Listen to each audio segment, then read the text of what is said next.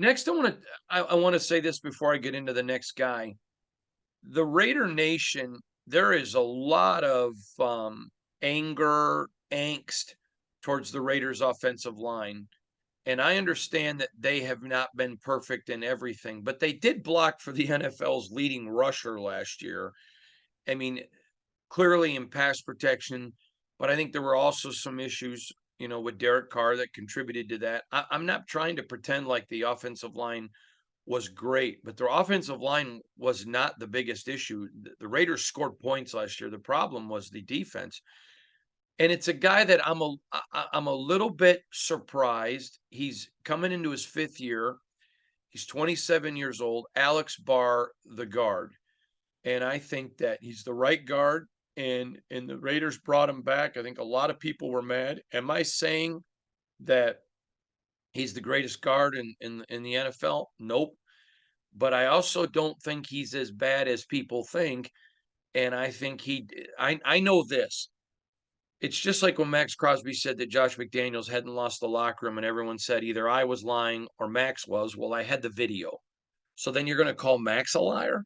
I know this, Josh Jacobs appreciates and really loves Alex Bars and the separation that he causes. Am I saying he's a lock to start? No, I think he's going to be. They're going to compete, but on the roster they have right now, he's a starter. I think he does a very good job. I think he is what you call, what did you just call, role player? Mhm. But I don't think he's as bad as people think he is. Let's talk about Alex Barr.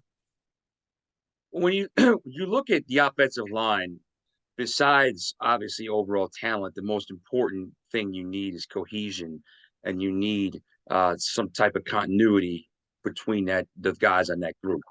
So for me, when you like you said, you have your Colton Miller and your Dylan Parham that you feel are, locked in guys now and for the future. What do you do at those other three spots?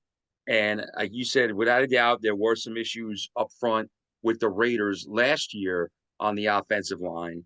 But you may not be in a position where you're going to be able to um, kind of just reinvent yourself on a line in one off season.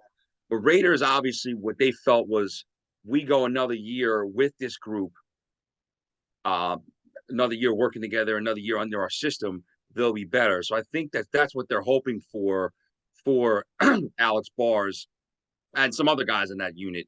That another year within within the system, another year knowing what they can and can't do well, um, allows that unit to perform better than it did in 2022. So I think that's what you're kind of looking at. You're looking at, like you said, a guy that's a role player, a guy that understands what you're going to ask of him, and they're hoping that he can kind of take another step forward, and the group can take another step forward this fall. And a lot of people will say, well, why don't you go sign somebody better or go draft somebody better? Well, maybe there wasn't somebody better in the draft, or maybe at the time that they drafted, there was a bigger need and a player to address it. Another one is, I mean, NFL players aren't on a tree. You can't just go pick one like you can an orange. And so sometimes, you got to look and say, okay, is drafting this guy, is he better than what I have? Or can I go get him and develop him, but he's cheaper, so it helps me in the salary cap? Or people say, what about going to get this guy? Well, okay, that's good, but then how does that impact salary cap? There's so much. This is why role players are so vital in the National Football League.